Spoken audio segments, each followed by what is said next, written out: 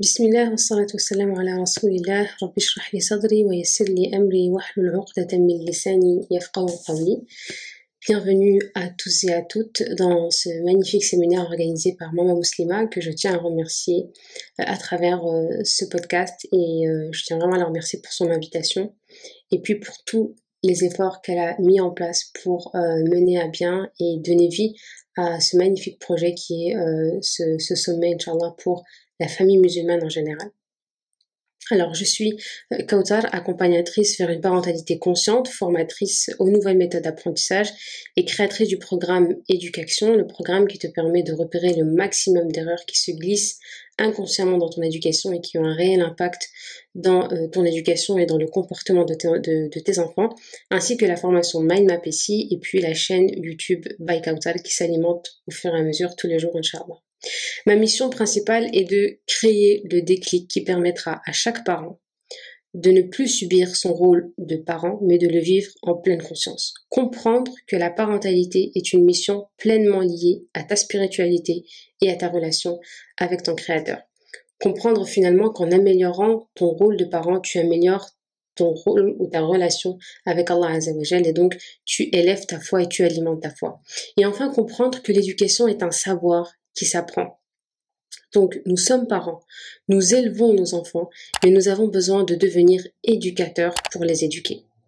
Et s'il y a bien un message que j'aimerais que tu gardes en tête après cette intervention, c'est le thème donc de cette intervention, c'est que éduquer, ça s'apprend et que l'improvisation n'a pas sa place dans ce monde de l'éducation. Si tu as rejoint le sommet aujourd'hui, c'est que tu souhaites semer la sakina dans ton foyer. Et c'est bien exactement ce que je te souhaite dans ton rôle de parent. Retrouver la sakina, c'est forcément retrouver et renouer un lien avec Allah Azza wa Jal et donc prendre conscience de cet acte spirituel. L'improvisation, c'est un sujet qui est de plus en plus mis en place, j'ai envie de dire, c'est devenu même un concept dans l'éducation de nos enfants. Un concept qui prend de plus en plus de place et qui crée de plus en plus de dégâts dans le comportement de nos enfants et puis dans les familles en général. C'est un concept incroyable qui est le fruit de beaucoup de problèmes, peut-être des problèmes que vous ne voyez pas actuellement, qu'on ne voit pas tout de suite sur du court terme, mais croyez-moi, ce sont des problèmes qui vont survenir et qui vont surgir et qui vont faire surface tôt ou tard. Ce sont des graines que l'on sème et que nous allons récolter dans l'avenir, à l'avenir et puis dans un futur parfois très proche.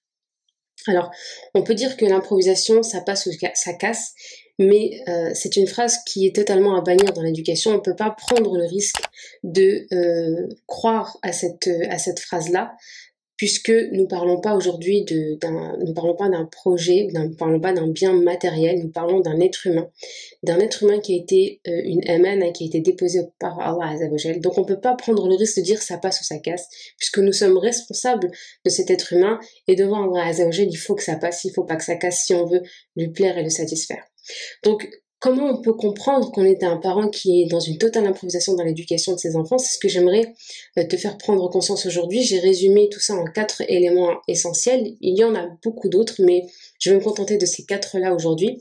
Bien sûr, mon intervention est destinée autant au papa qu'au maman. Donc je parlerai autant au père qu'à la mère et je parlerai aux parents, donc au père et à la mère. Donc si tu es seul face à ce podcast, je t'invite vraiment à inviter ton époux et si il en est de même pour l'époux, je t'invite vraiment à inviter ton épouse à écouter ce podcast ensemble puisque nous sommes responsables, nous deux, donc père et mère, de l'éducation de nos enfants. Donc déjà, ce qui est essentiel, le premier point que j'aimerais que tu notes, et j'aimerais vraiment que tu prennes un bloc-notes et que tu prennes tout de suite des notes pour que tu puisses passer à l'action immédiatement. Comment tu peux savoir que tu fais partie de cette majorité de parents qui improvisent dans l'éducation de leurs enfants? C'est d'abord le manque d'informations, l'absence totale de recherche d'informations et de connaissances liées à ton enfant. On ne lit plus, on n'est pas à jour, on n'est pas du tout... on n'a pas de mise à jour par rapport aux connaissances que l'on a eues précédemment. Et ça crée beaucoup de problèmes dans l'éducation de nos enfants. Pourquoi? Parce que tout simplement, on va avoir l'impression d'avancer en fait en même temps que notre enfant. C'est-à-dire que imaginez que vous êtes l'un à côté de l'autre, vous avancez vers ce chemin qui est le chemin de la vie, de l'enfance, de l'adolescence et puis de l'âge adulte, mais en fait vous êtes l'un à côté de l'autre. Et donc quand vous avancez ensemble, les obstacles vous les prenez vous deux face à face. Et donc il n'y en a aucun qui a déjà anticipé ces problèmes-là. Et donc, on est nous deux face à ce problème-là et nous deux, on doit surmonter ce problème-là. Sauf que l'enfant, il a besoin d'un soutien, il a besoin d'une épaule solide pour pouvoir surmonter tous ces obstacles-là. Ce qui serait du coup beaucoup plus sage et beaucoup plus intelligent et ce qui ferait partie du coup d'une éducation qui n'est pas improvisée mais qui est totalement réfléchie et planifiée, ça va être de prendre une longueur d'avance sur votre enfant. Et donc de vous placer devant lui, face à lui et vous allez de ce fait-là et de cette position-là pouvoir observer les obstacles qui l'attendent et pouvoir anticiper ces obstacles. Cela ne veut pas dire que vous allez retirer les obstacles sur son chemin puisque le but n'est pas de lui faciliter la vie totalement et d'être des parents qui vont être, qui vont déresponsabiliser leurs enfants, pas du tout. Le but, c'est de garder cette réalité de la vie qui est pleine d'épreuves et de difficultés, mais aussi de belles choses et de bonnes nouvelles et de bonheur. Et donc, vous allez devoir prendre une longueur d'avance, observer de loin, et donc vous êtes attentif et vous êtes vigilant par rapport à ce que votre enfant va vivre dans sa vie, dans son enfance, dans son adolescence, etc. Quand on sait par exemple qu'un enfant adolescent va atteindre une étape qui s'appelle l'étape de la puberté, qui va enclencher des changements hormonaux, qui va enclencher des changements biologiques, etc. On va avoir une longueur d'avance, on va voir tout ça arriver, on sait que notre enfant-là va avoir une colère qui est peut-être mal maîtrisée, qui va avoir besoin d'hausser le ton parfois inconsciemment, qui va peut-être perdre un peu l'esprit de groupe, l'esprit de famille, etc. Et donc on va être conscient de tout ça et on va l'anticiper, on va pouvoir revenir vers l'enfant, l'accompagner et l'aider à surmonter cet obstacle et reprendre sa place devant lui puisque nous sommes là pour l'accompagner. Donc plus tu vas être dans une ignorance totale des connaissances du développement de ton enfant, plus tu es plus tu vas être un parent qui va devoir improviser. Et improviser, c'est en fait s'enfoncer. Beaucoup de personnes peuvent me dire je ne sais pas comment, je n'ai pas le temps de me former, je n'ai pas le temps de lire, etc. Ça c'est une excuse qui est à bannir, donc c'est une excuse que je n'accepte même pas, moi en tant qu'accompagnante, parce que je suis parent, je suis maman, j'ai aussi un mari qui est aussi papa, et si on ne prend pas le temps de le faire, il faut qu'on sache que c'est notre rôle, c'est notre priorité dans notre vie avant toute mission que tu peux avoir, professionnelle ou pas, c'est ta mission principale d'éduquer tes enfants comme il le faut, et de te rendre compte que c'est une responsabilité que tu as également par rapport à Allah Azzawajal. Je vais te donner 2 solutions et tu vas te rendre compte que finalement c'est possible de lire et de prendre le temps d'enrichir ton vocabulaire, d'enrichir tes connaissances et d'enrichir tes bases dans l'éducation de tes enfants. Si tu prends chaque jour 5 minutes de lecture, 5 minutes de lecture. Tu choisis un ouvrage, un livre qui t'intéresse, qui t'a toujours interpellé, 5 minutes par jour, pendant un mois. Ça va te donner 150 minutes. 150 minutes, c'est à peu près le temps moyen pour lire un livre. Jusqu'à 2 livres pour les personnes qui ont une lecture assez rapide. Donc, en 5 minutes par jour, en un mois, tu peux clôturer un livre. Donc, en une année, tu peux lire déjà 12 livres ou plus, ce qui est déjà énorme et qui va vraiment te permettre de sortir de cette éducation totalement improvisée. C'est très simple, si on prend un cas concret dans la vie de tous les jours, nos enfants ne sont plus les mêmes. Nous ne pouvons plus nous baser sur des connaissances que nous avons depuis des années. Donc, chaque année, les connaissances et l'éducation, ce savoir qui est un savoir qui se développe de plus en plus, eh bien, change et évolue et nous ne pouvons plus nous permettre de rester sur la première marche et laisser nos enfants nous dépasser et nous surmener également dans notre quotidien. Il y a des choses basiques qui étaient acceptables avant, qui ne le sont plus maintenant. Il y a des comportements qui étaient acceptables à l'époque, qui ne le sont plus maintenant et qui se font de manière très naturelle aussi, comme vouloir, par exemple, que ton enfant ait un comportement correct avec toi, il suffit que tu dises à ton enfant maintenant, avant, répondre à son père. Si ton père t'appelait par ton prénom et te disait ML viens, ML, et que tu lui répondais quoi, c'était un manque de respect. Il fallait que tu dises naam, il fallait que tu dises oui. Si tu dis ouais, c'était mal interpellé, etc. Mal interprété, pardon. Aujourd'hui, les parents sont heureux si les enfants leur répondent. Donc on est vraiment, nos besoins ne sont plus les mêmes, nos attentes ne sont plus les mêmes et les enfants ne sont plus les mêmes. Ce sont des enfants qui ont le sens, qui ont une facilité à répondre, qui ont une facilité à prendre la parole, qui sont très à l'aise, qui n'ont pas peur du conflit. Donc on est face à des enfants qui sont totalement différents de ce que nous étions à l'époque. Et il faut que tu saches que tout ce que tu demandes à ton enfant, il faut que tu sois la première et les premiers à pouvoir mettre en place et à pratiquer cette connaissance-là et cette information-là que tu demandes à ton enfant. Si tu veux que ton enfant te réponde d'une manière convenable, il est important que tu saches que toi aussi, quand il t'appelle, tu dois lui donner l'exemple. Si ton enfant te dit maman, est-ce que tu lui dis quoi? Qu'est-ce que tu veux encore? Ne soyez pas étonnés que votre enfant, quelques années plus tard, vous dise quoi? Qu'est-ce que tu veux encore, papa? Qu'est-ce que tu veux encore, maman? Et donc, on va rentrer dans un conflit et dans une étiquette. Voilà, c'est un enfant qui manque de respect, il ne sait pas parler à ses parents, alors que c'est quelque chose qu'il a tout simplement vu et remis en place et répété et modélisé. Le deuxième signe que j'aimerais partager avec vous, c'est la deuxième technique, déjà pour lire, donc 5 minutes par jour, ou bien 5 pages par jour recto verso.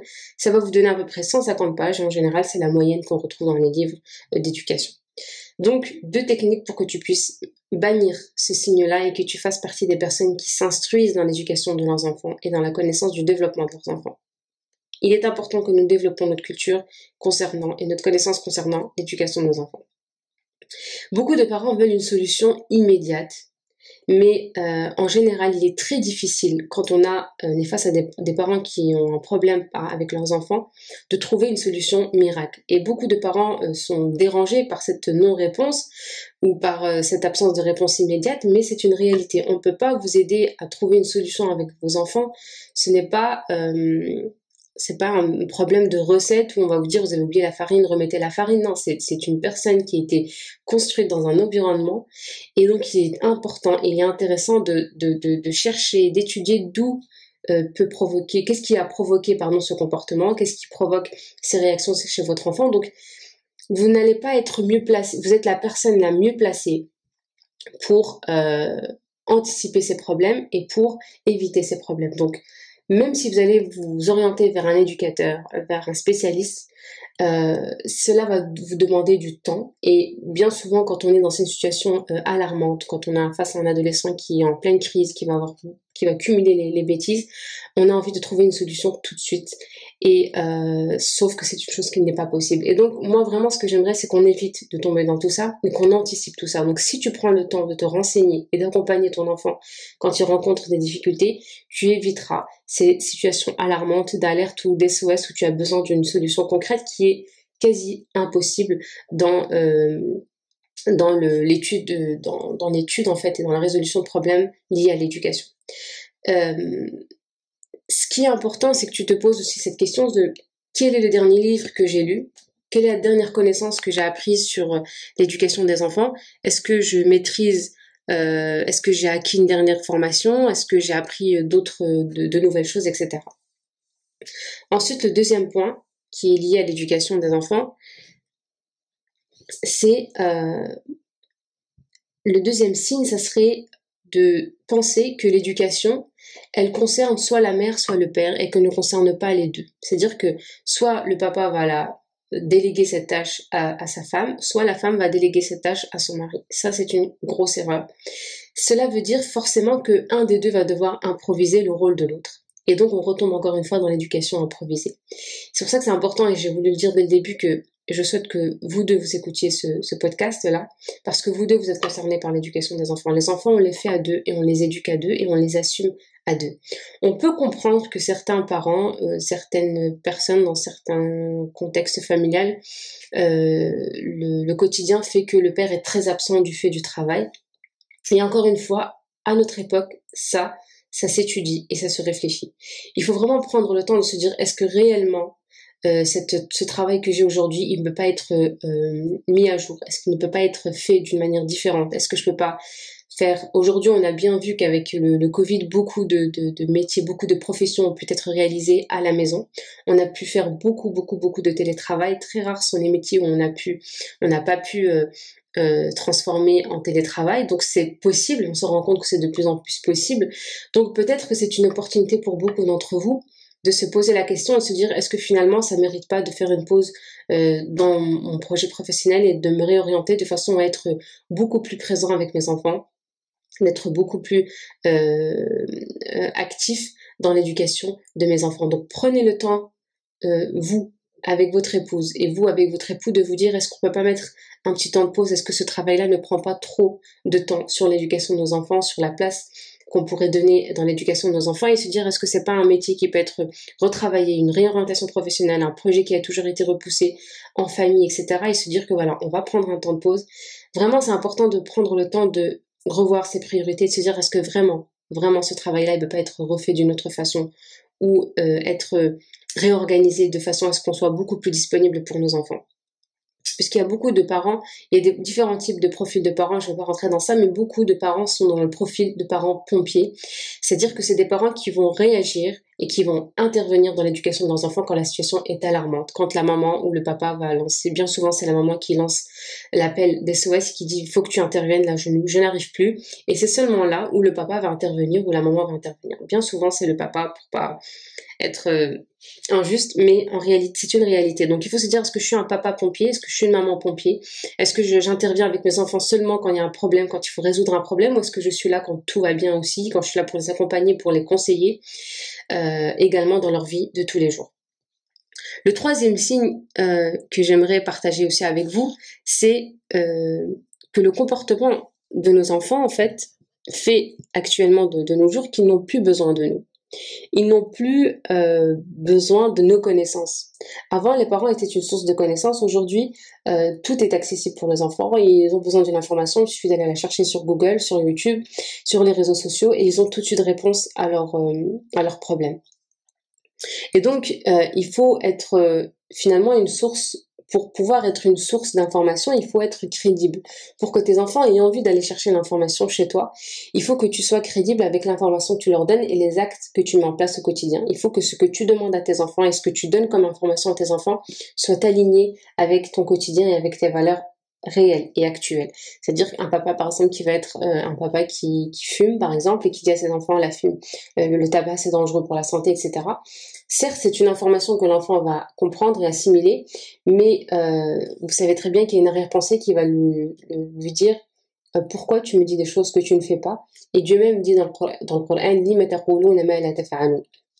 donc c'est important que tu sois aligné avec ce que tu dis et ce que tu fais ou ce que tu transmets comme information et ce que tu fais réellement dans ton quotidien pour que ton enfant puisse te faire confiance et aller chercher l'information chez toi. Ça va engendrer aussi beaucoup de problématiques par la suite quand l'enfant approche de l'adolescence et de la puberté. Il va se poser des questions peut-être sur sa puberté, sur les signes de la puberté, mais si il a compris et assimilé que tu dis beaucoup de choses qui ne sont pas finalement la réalité, si tu lui dis beaucoup de choses qui ne sont pas crédibles et qui ne sont pas alignées avec tes valeurs, il cherchera très certainement l'information ailleurs, puisque pour lui, il n'est pas certain que tu lui dises exactement la réalité ou la réponse exacte qui répondra donc à sa question. Donc ça, c'est important. L'être humain, de sa nature, il est attiré par l'acte plus que par les paroles. Donc ça, c'est important. Ne perdez pas votre temps à dire beaucoup de choses à vos enfants. Ne perdez pas votre temps à leur faire des discours, des prêches. Mais contentez-vous de vous concentrer sur vos actes et vos actions et le comportement que vous avez avec eux. Ils vont tout simplement modéliser et c'est l'effet miroir qui va se mettre en place petit à petit en fonction des années. Il y a un dernier point que je vais rajouter. Le temps passe très très très vite et je me suis limitée à un certain temps. Mais le quatrième point que j'aimerais que tu gardes en place, c'est un des signes qui vont te permettre aussi de sortir de cette éducation improvisée, c'est que tu ne fasses pas partie des parents qui, quand leurs enfants rencontrent un problème ou quand l'enfant a un comportement qui déplaît, on cherche tout de suite à arrêter le résultat. C'est-à-dire, mon enfant crie, je lui dis arrête de crier. Mon enfant est hyperactif, je lui dis arrête de bouger.